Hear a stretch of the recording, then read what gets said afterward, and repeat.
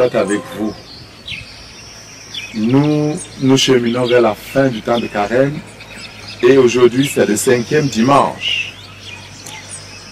L'évangile qui nous est présenté vient de Saint Jean au chapitre 12e où Jésus décrit l'événement central de sa vie.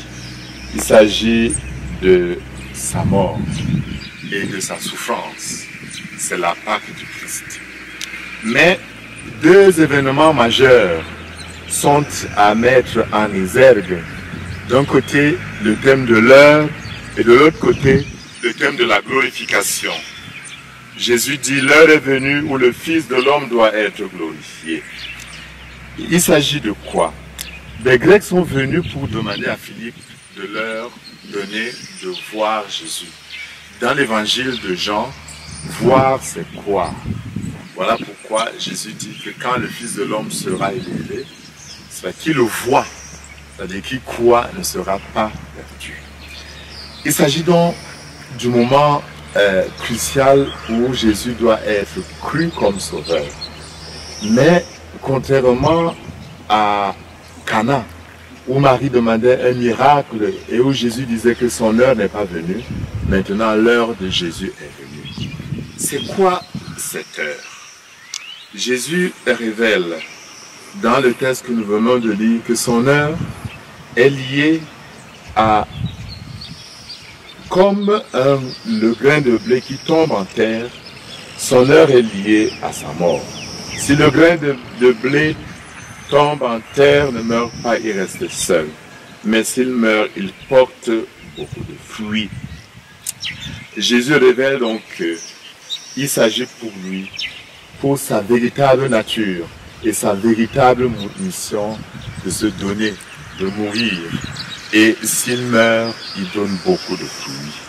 Mourir et porter beaucoup de fruits, c'est ça la mission du Christ. L'autre dimension essentielle, c'est la dimension de la glorification. Jésus dit, maintenant mon âme est bouleversée. Que vais-je dire? Père, sauve-moi de cette heure.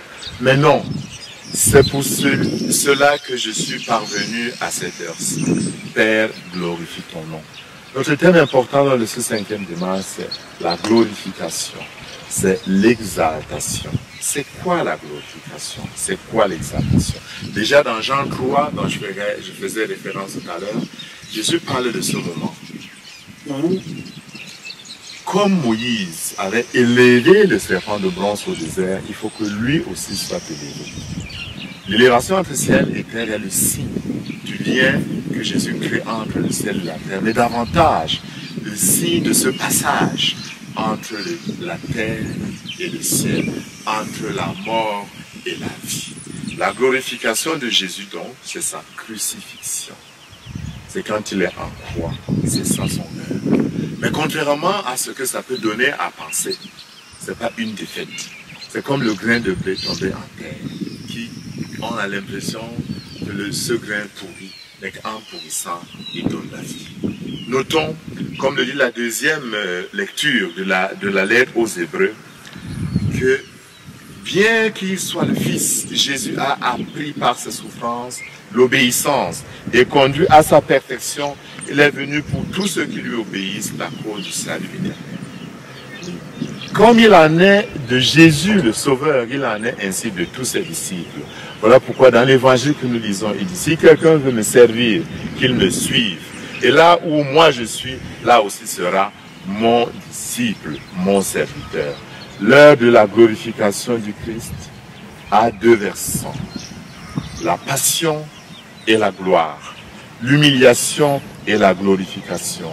Le calvaire et le ciel. Les ténèbres et la lumière. La mort et la résurrection. Comme le Christ, nous, ses fidèles, nous passons par ce chemin. L'espérance vers la peur. C'est le grand message de ce jour. Que Dieu, dans son amour, vous bénisse, qu'il vous comble de sa grâce, au nom du Père et du Fils et du Saint-Esprit. Amen.